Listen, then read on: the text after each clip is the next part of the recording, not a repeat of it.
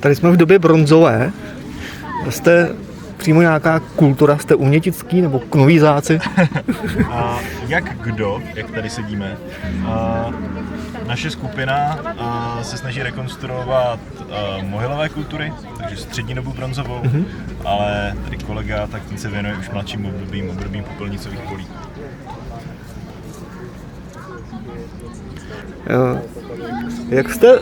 Jak jste třeba zrekonstruovali kostýmy? No, rekonstruování kostýmů na dobu bronzovou je poměrně komplikovaný, kvůli tomu, že pro oblast střední Evropy po celou dobu bronzovou neznáme jediný zachovaný oděv celý, abychom znali střih, abychom znali textilní vazbu a podobně. Víme, že na oděvy se používal především textil, víme, jaká textilní vazba byla používaná, jaký materiál byl používaný. Ale věc, kterou už si musíme domýšlet nebo dorekonstruovat podle jiných zdrojů, tak to už je střih toho oděvu.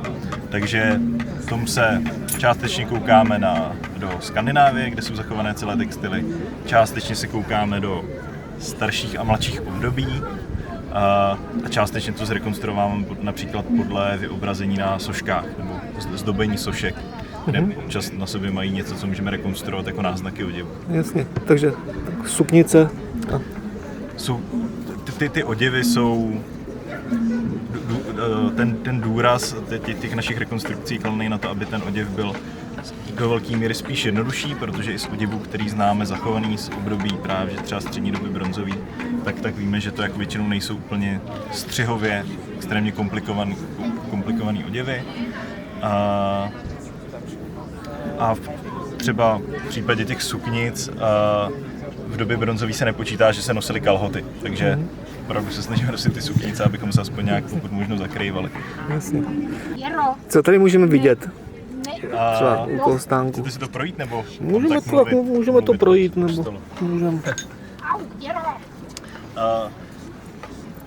Na Krumbenové se snažíme ukázat nějaké základní typické artefakty spojované s dobou bronzovou. Máme tady artefakty od starší doby bronzové až po mladší. Samozřejmě vystavuje jenom věci, které se můžeme dovíst, takže třeba můžeme říct, že typickou věcí pro dobu bronzovou jsou mohyly, ale ty teda nemáme jak prezentovat jinak než na obrázku.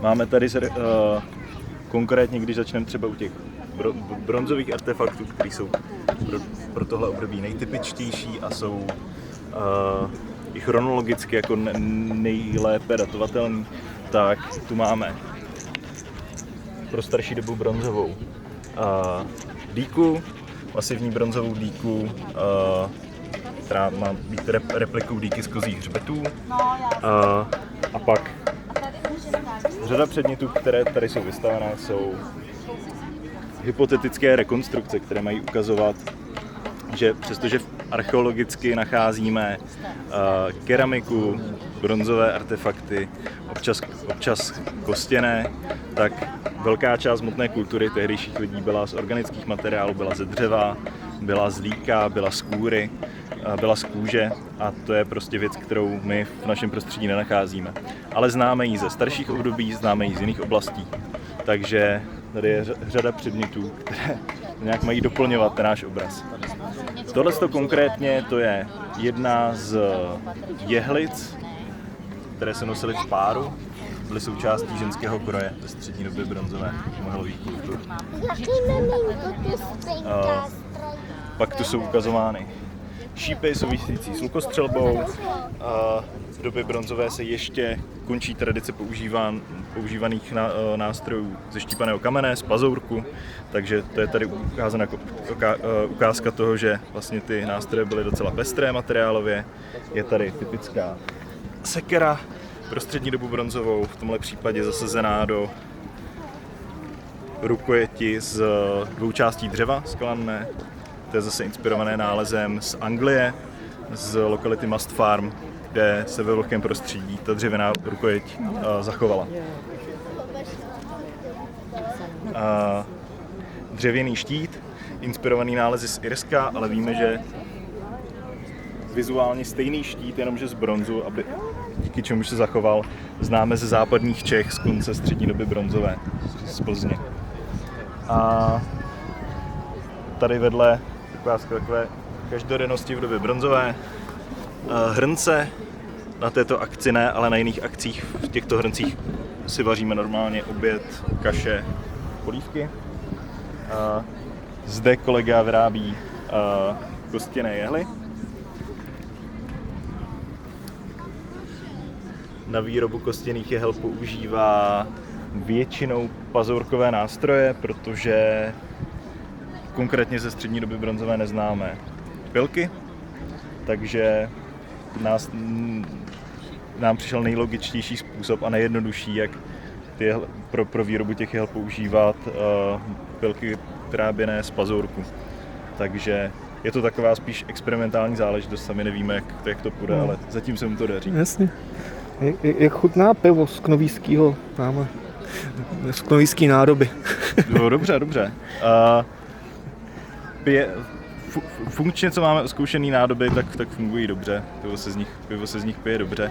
Jediný, co tak se musí řešit, že keramika v době bronzové samozřejmě nebyla glazovaná, tím pádem i porézní, tím pádem to pivo trochu pije.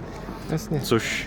Takže polovina desítky vyteče, než to dopiješ.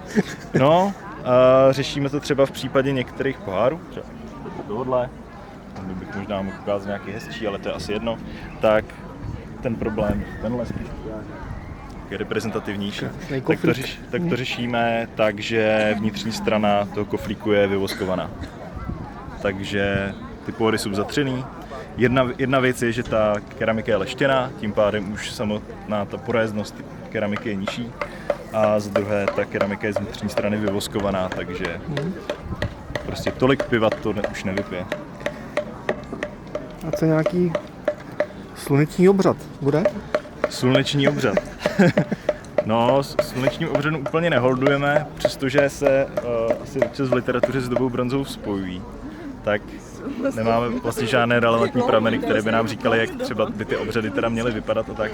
Je to spíš fantazie a pokud je někomu blízká, tak ať se jí věnuje, ale my se radši držíme spíš těch lépe rekonstruovatelných aspektů doby bronzové. Skvělý, díky.